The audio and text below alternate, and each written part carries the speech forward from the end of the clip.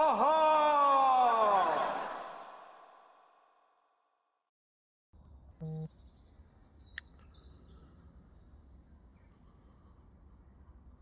Good morning. If you ever wondered why my mini projects take so long, is I suppose being a mini enthusiast and being quite practical, you end up doing a lot of other projects on the side, and this is what I'm doing on the side. I live in a small narrow cottage, circa 1907, brickmakers' cottages. Weird and wonky, but we had an old conservatory tucked into this little corner here. White plastic pimple, as I called it. Polycarbonate roof, noisy when it rained, red hot in the summer, freezing cold in the winter. So I've decided to square it off and go for the current colour of choice, dark grey, which looks quite nice. I've extended the floor area outside to give an external bit of patio. So we've got a reinforced concrete base with some semi-engineering bricks running round, with a little step there as well up into the single door, and we'll have some external grade anti-slip ceramic tiles. They're about 20mm thick on the outside, with 10mm thick concrete coloured tiles to match the inside. Still plenty of work to do, just got a bit of the grey cladding on. There'll be a driveway drain running down in front of the low threshold there, and also between the side of the utility and the new patio. To make it work, I had to move the window, the bathroom window rather, which was a real sod, 12-inch solid brick wall. Bricking up and knocking out, it was horrible, probably the worst job. A couple of concrete lintels in there as well, but this wall's all over the place. It's leaning out, it's leaning in, it's there's nothing straight on it. But bifold doors across the front, above average height, gable window above, but in between, in this area here, I had to build a sort of a composite steel timber goalpost cube, if I can call it that, which went down the sides, down both sides. Because what I did, and I put some photos on, I built this new conservatory over the top of the old one, because this room is invaluable to us. It connects the utility and the bathroom to the main body of the house, so we had to keep using it for as long as possible. There's definite height issues with the design. Obviously this utility area has got a really low eaves to it, but I wanted the above average doors, or at least something you can walk through without banging your head, so it necessitated an aluminium box cutter down the side, which is a real beast. I'll have a quick look.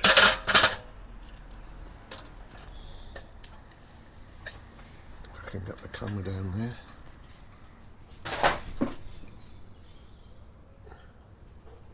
So you can see the aluminium box cutter looks a bit like a men's urinal. Collects the water off the tiled roof here but the water off the new roof is collected on this run of black guttering and exiting down and then dropping down, and all this guttering will be replaced eventually.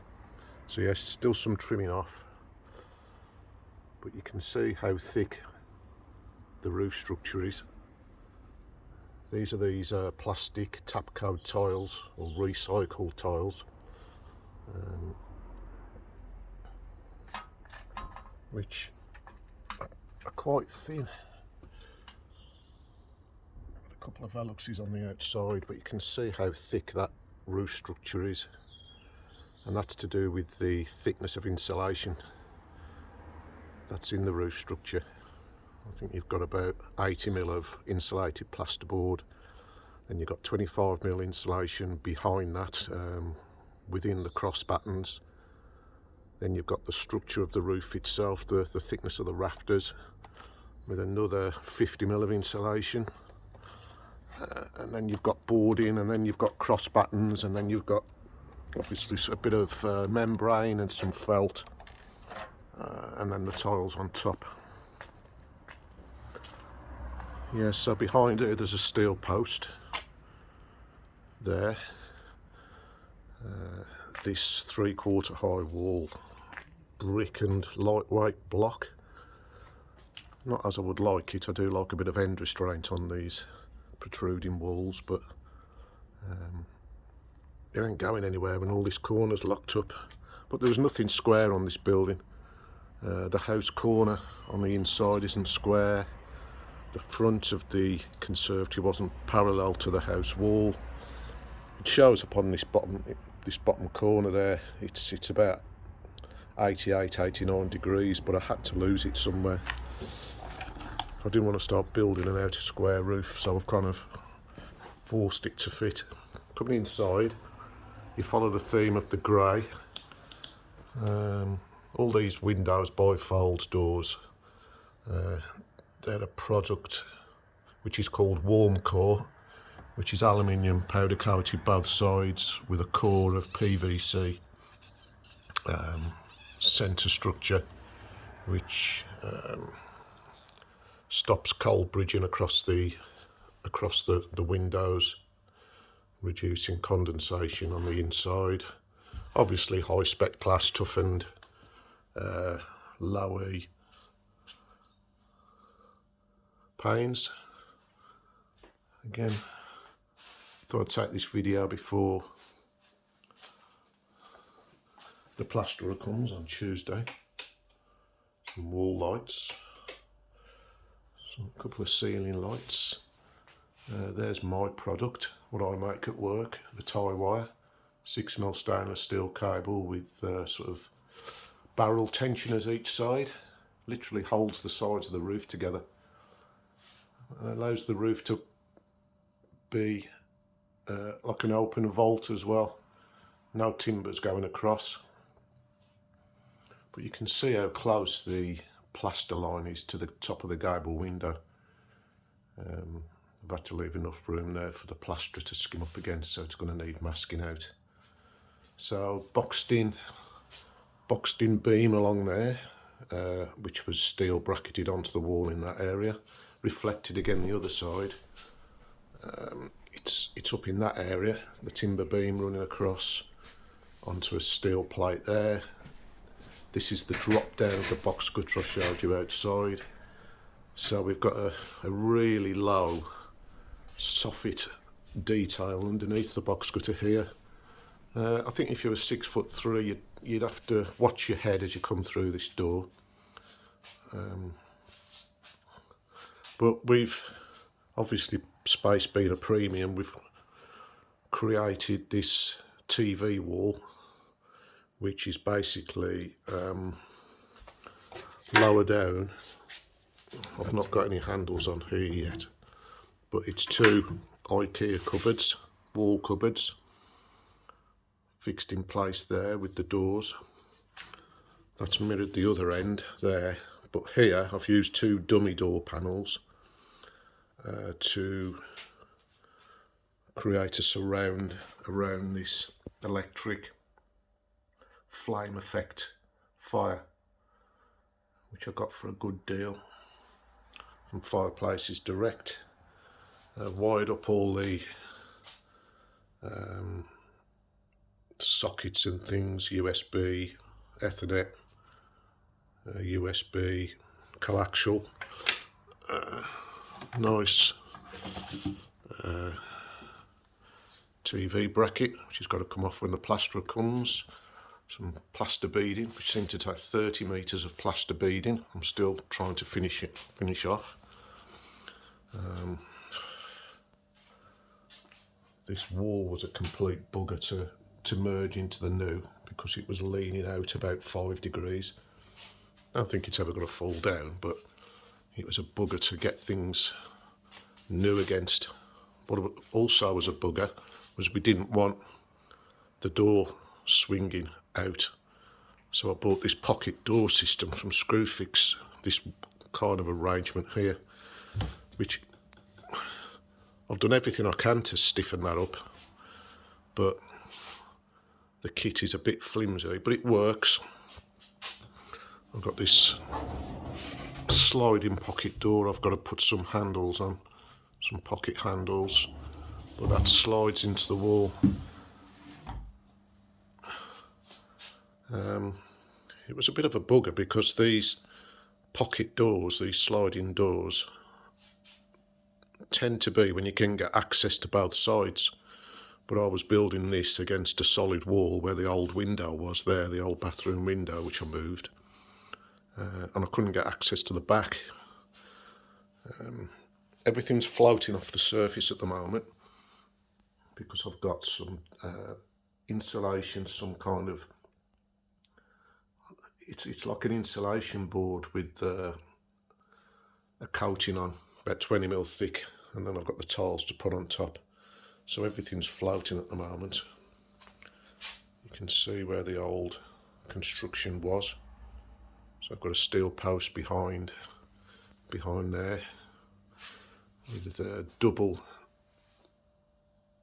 6-inch 6x2 joist, double mated up with some steel plates, some flitch plates coming in there, which is stopping any deflection in and out on the doors, and any dip, because you don't want any dip on bifold doors, else the gearing for the sliding mechanism won't work. So yeah, I changed the kitchen window. I changed the kitchen door. That was a bit awkward. It's a bit of a horrible detail around there in that area, because they've built this flank wall on top of the old wall, which isn't very clever when you've got movement between the old and the new. We're going to paint up these nice little timber French doors there.